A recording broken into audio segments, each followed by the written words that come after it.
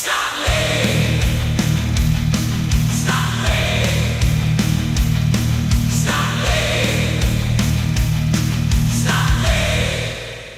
Henry Snotson, and you're watching Tell a Snot. Welcome to the savage third episode of Snot League 9, you bloodthirsty lot. Today, I'm joined by a true league icon, Misha, Slanesh devotee, with our league since the very first whistle, who masterminded the half-elves to championship glory in Season 7, and now rules the savage Wog orc lasses in Group C. Welcome, Misha. Welcome, and may Slanesh be with you. You've been with us from the start. Which team do you remember most fondly, and why? Of course, my first demon of Slanesh team. However, I find my current team the most interesting. Your current orc lasses are tearing up the pitch. How are they shaping up? And where in the blazes did you dig up such beauties? The girls are truly on fire. Especially when one dies, the rest want revenge. You won't believe me, but I picked all these girls from the gym. Of course, from the free weight section. Not CrossFit. Love the passion! The pitch is still slick from round 2. Ready for more guts and glory, Misha? Of course. Niemalipi. Let's dive into the carnage, starting with Group C's Grotty Rat Brawl. Round 3 kicks off with those pint-sized terrors from Dirty Grotty Hijinks. They barely dragged themselves off the last blood-soaked pitch, patched up the holes, and charged straight back in against the cheese grinders. Planned a sneaky midnight ambush to catch the rats napping, but their own lumbering ogres kept nodding off mid-play, snoring louder than a goblin tavern brawl. Absolute comedy gold, Misha. What a way to start the round. The ogres actually played? Or rather, they didn't. Maybe my girls did something to them during the last match. One unlucky grot shuffled off this mortal coil mid-game. Chuck him in the brown bio bag with the rest. They breed him like mushrooms down there. Both sides are infamous for their dirty tricks and vicious fouls, stomping boots into anything that moves. Who do you reckon came out on top in the brutality stakes this time, Misha? The grot were great. They fouled wonderfully. It was nice to watch a real blood bowl. Come second half, the cheese grinders finally clawed ahead, fangs flashing and tails whipping, but it was short-lived. A massive gift from the stands nearly handed victory to Clan Mordkin, until tiny hero Matteo Galate stepped up, snatched the ball, and forced a dramatic draw for his grotty mates. Clutch play from the little fella. What turned the tide in the end, Misha? Personally, I was rooting for the dirty grotty hijinks from the start. A beautifully won draw.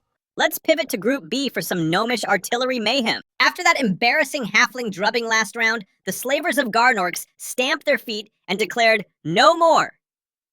To counter it, the gnomes rolled out a full artillery squad that'd make a dwarf engineer jealous. What's your verdict on their star buys, Misha? Overkill or just right? A beautiful arsenal. Cakes, grenades, rockets. I managed to get a piece of cake after the match. Good or bad, someone's foot was in the cake. The gnomes responded with ruthless fouling, stomping slavers into the turf left and right, casualties piling up like empty ale mugs. Cindy Piewhistle unleashed a magnificent bomb that lit up the pitch, and poor Captain Simons became the third gnome to bite the dust this season. Yet another terrible loss for the gnomes. In my opinion, looking at all the matches, I would suspect Corn supporters for blessing the field before each match. Then the blazing sun turned the field into a furnace. Players fainting left and right from the heat. Because of that, gnomes have to throw every bombardier they had onto the line, only for the ref to boot them off one by one. All that money wasted. In the end, they simply ran out of bodies to hold the front. What doomed the little tinkerers, Misha? Sun, ref, or sheer slavers' brutality? It's sunny. The green fat guys were out of shape. My girls run around in just their t-shirts and don't sweat. I think they should give the judge a gift or a crossword puzzle to make him go away. Cindy only had cake. The rest of the guys had family heirlooms. You know what I mean. One more Group B scrap. Pirates hungry for demon blood. Both these crews took absolute hammerings in round 2 and came out swinging for payback. Blood in their eyes and revenge on their minds. How do you rate their bounce-back efforts, Misha? Pirates? I hate pirates, and they still have an elf among them. Zinch only knows. What was that all about? Those pint-sized demons are still wrestling with their erratic screamer. One turn a star, next turn a liability. Consistency issues plaguing him again? Screamer, in my opinion, showed his class by attacking the captain beautifully. He's a flying, underrated star. He has potential.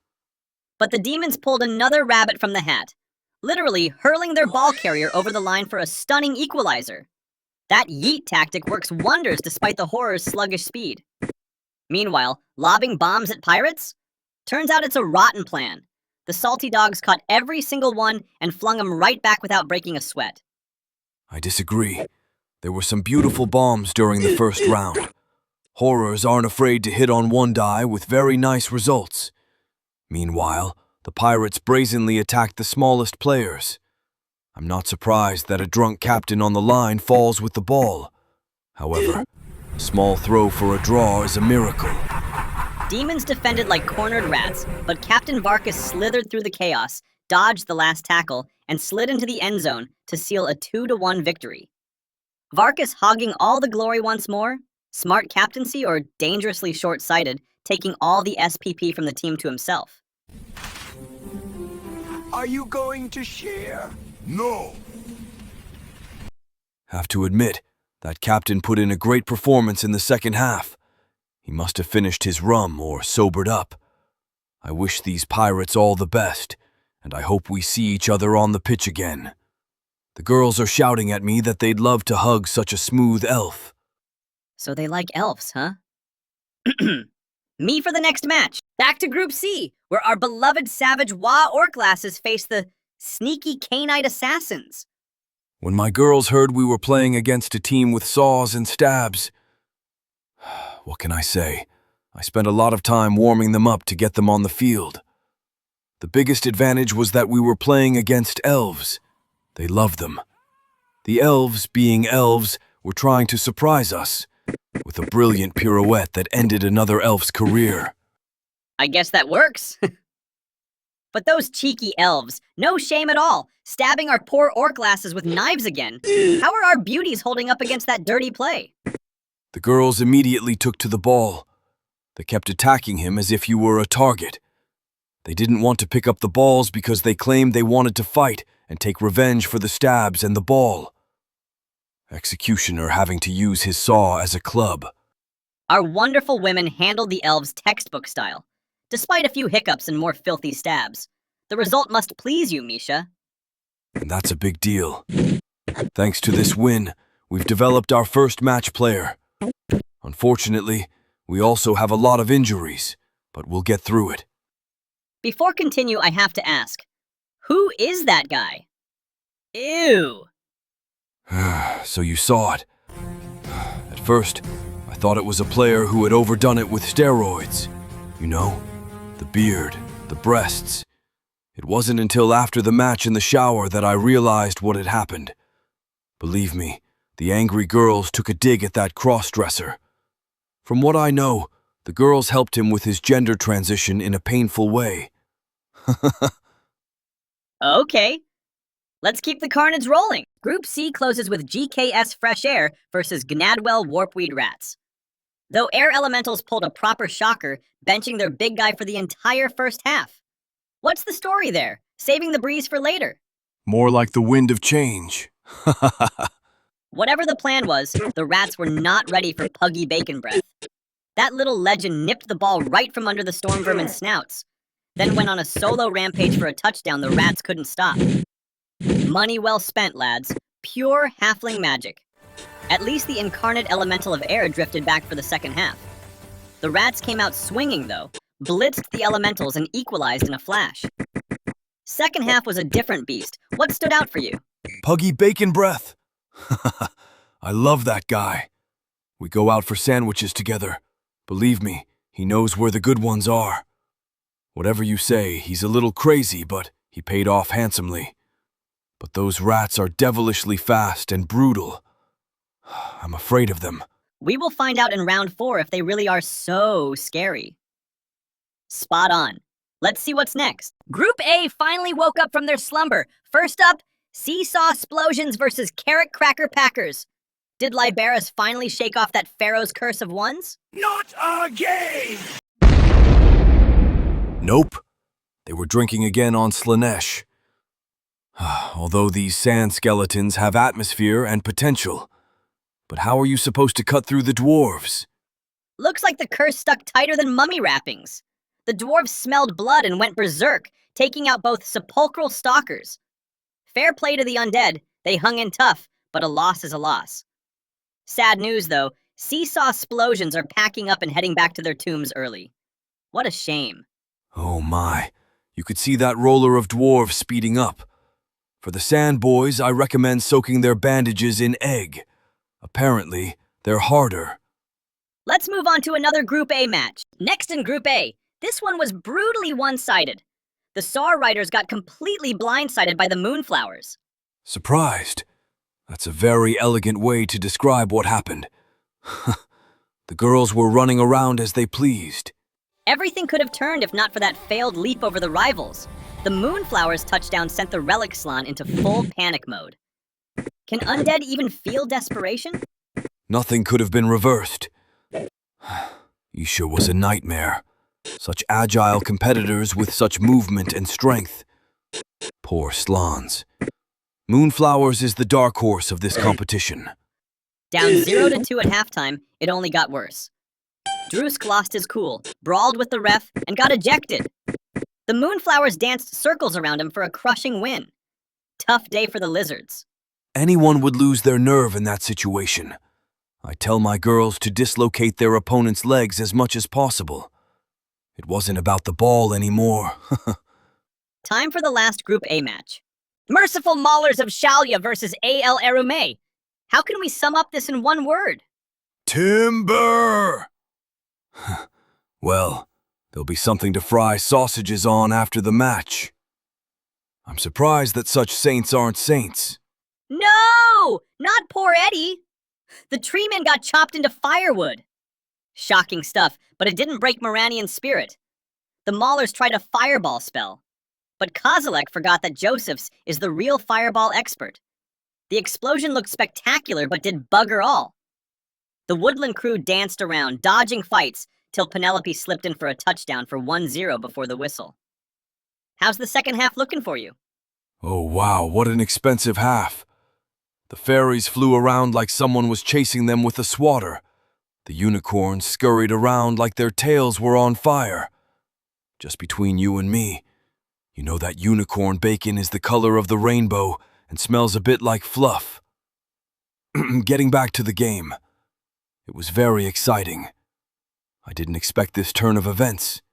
Gotta admit, these peaceful monks are vicious. Shalya would blush at their hammerwork. As of today, I've changed my mind about monks. After that match, I started bowing to them. They've earned my respect. Still, the win goes to Joseph Moranian, who brilliantly tricked his team into believing that the sapling that he is holding is a reincarnation of the Eddie. It's me, Eddie. Eddie is again with us. That works. But could he grow another treeman before the big showdown against the Cracker Packers? Oh, I rather doubt it. They don't grow good trees that quickly. And as far as I know, Niema Lipi. Last match. Win 23 versus NWO Norse World Order. It's kinda hard to tell who delayed it more. Halflings wanted more time to prepare for being raided. When Norsemen saw fences, they wanted more time to prepare. For raiding, and so on and so on. But finally it happened. What can we say about it? Clearly Nordic contractures with short legs. They were playing for time like tracksuit guys to attack the poor halfling every turn. I really liked how the halflings defended themselves. If I'd like to give the tree a big thumbs up, he threw some nice twitches. 3 armor penetrations. Beautiful. And what if one is a buddy? Ought to the end. I've got a feeling the ref definitely prefers boars to dogs. Second half, despite Mort Jr.'s protests, not a single dog was allowed back on. But the boar strolled in no problem. Coincidence? I don't think so. The halfling tree man did what he could, but he finally fell under those axe blows. Not a good round for treemen. Everyone's attacking these trees. I suspect it's because of winter. Good fuel is valuable. And that will be all in this round. Another 6 dead players. We lost more players than in other seasons. Combined! Our Gravedigger's working overtime. Huge cheers to the teams for keeping him in business. In my opinion, the corn worshippers had their hands in this. They probably light up the pitch every match. Once again, I have 2 put more light on one of your players. This time, Helga. This stunning lady scored 2 touchdowns and injured one of the elves. What a performance. Well, there's something strange about me. When my girls lose the ball, they get really rough. Personally, I'm looking at my favorite, the drunken champion Krakenbane. I'd like to face him and his crew. Massive thanks to Coach Misha for coming here. Thank you for the invitation. Pray I don't get teamed with Slanesh. Then it'll be fun. In the meantime, there's only one ball and plenty of teeth to work with. And that wraps another gut-wrenching episode 3 of Season 9. Stay warm, stay bloody, Henry Snotson out.